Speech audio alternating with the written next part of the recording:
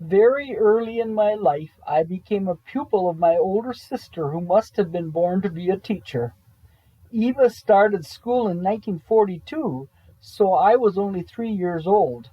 Her favorite after-school activity was to set up a schoolroom with me and the dolls as her pupils. As she learned more and more at school, she had more material to pass on. Once, when Mother overheard Eva giving me an assignment, she told her, "Eva, Ruth is too little for that kind of work. Find something easier for her to do." Eva had a quick solution for that. "Let's play upstairs," she said. She knew that Mom wouldn't be there to run interference. I soon learned to try my best to do as she told, for she warned me, "You'll be sorry if you don't." I had no idea what she had in mind, but I was sure it must be torture of the worst kind. However, the day she gave me a list of titles from which to choose a topic for my first composition, I floundered. What is a composition?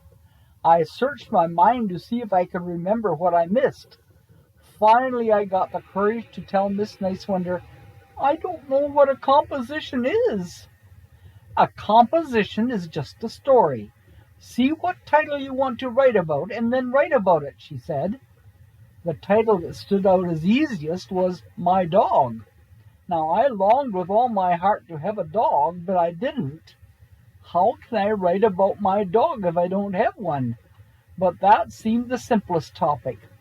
Now remember, I was still not in school.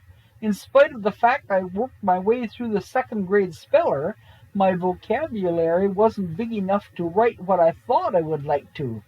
I thought and thought, while occasionally Miss Nicewonder, as Eva had told me to call her, would ask why I hadn't begun. I really felt quite inadequate. Finally, as the teacher's remonstrance grew more severe, I began to cry. I thought perhaps I was getting close to being sorry, and I was frightened at the thought. Miss Nicewonder chided me for crying. "Ruth, when you're at school, you are a big girl, and big girls don't cry at school."